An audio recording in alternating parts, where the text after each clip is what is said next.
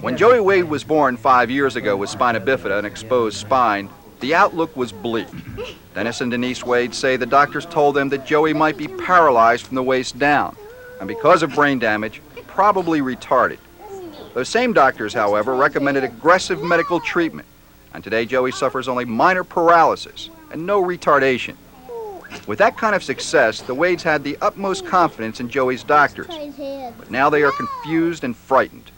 We didn't know anything about spina bifida, and if they had have told us that he was so severely damaged that there was no sense in doing anything for him, we would have probably accepted that. That's scary.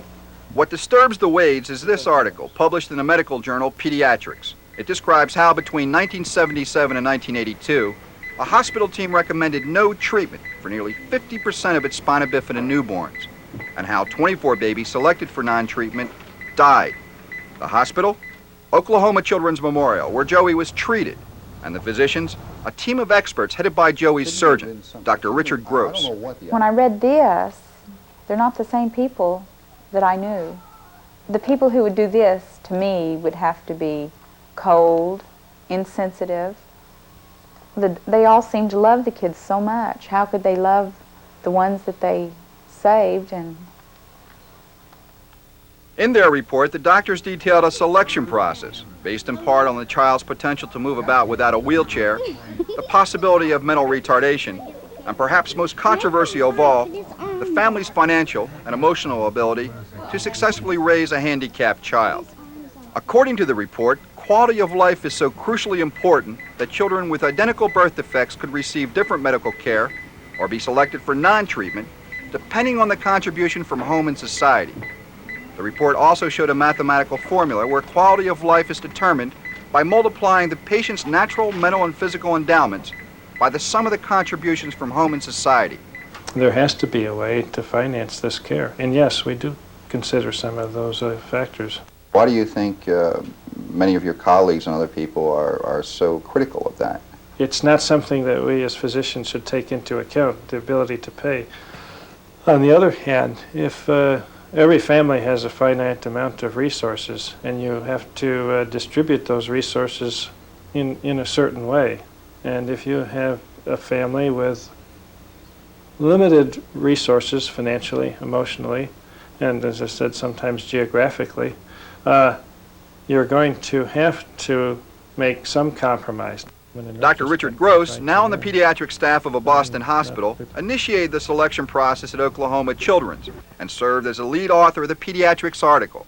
We described a process by which this could be performed. In other words, evaluation by several physicians, a social worker, the nurse, a meeting of everybody involved, a meeting with the parents. So we described a process that I think is a good one. We also found that virtually all of the babies that were treated survived, and virtually all of the ones who had no treatment died. She wouldn't have been treated. There's no doubt in my mind after reading this, Terry would have been one of the selected to die. Marilyn Lovelace's daughter was born before the selection process began, but has relied heavily on Dr. Gross and his colleagues for her continuing medical care. They've all been so good to me. They've been wonderful to me. But I wonder in reading this if they've done the best for Cherry that they could have done. How's that? If they feel like she's a good candidate to be worked on, if she's worth going on and making her life the best it can be.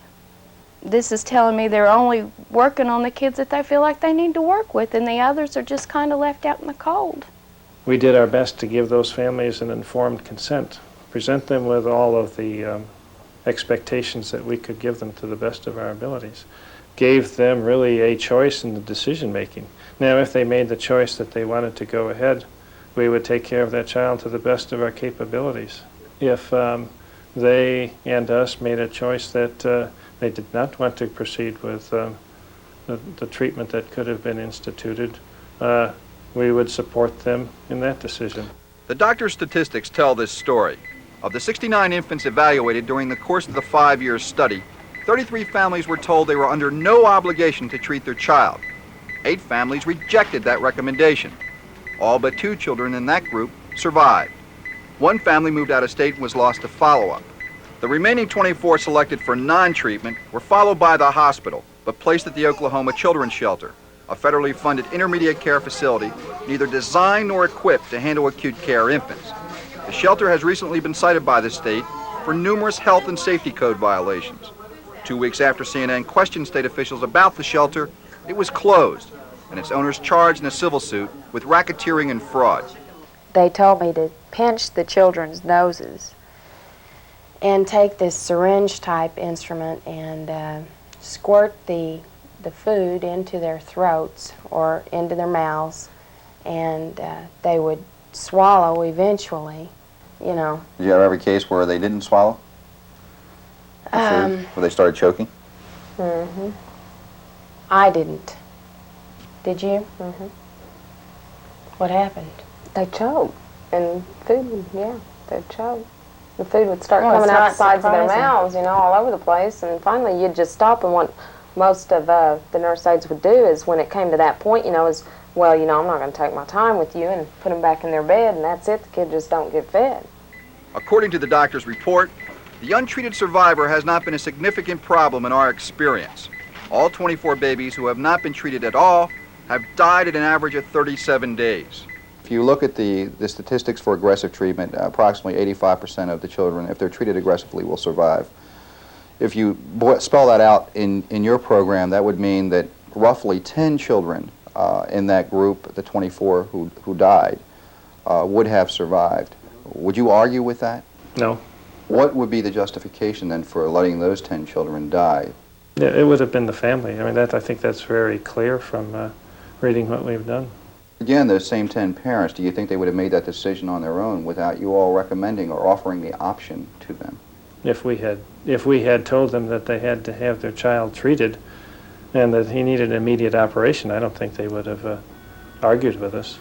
Oklahoma Children's Hospital officials refused to discuss any individual cases and only reluctantly agreed to talk about the selection process, which they insisted was a matter of parental choice and not a factor in the infants' deaths.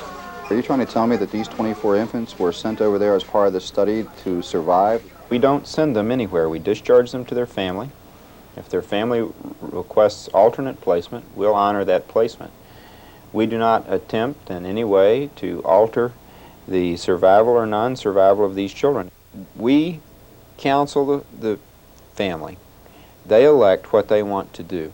Well, I think it takes a great deal of courage on the amount of parents to say, in the face of a recommendation from a physician, that they wish to go counter to that.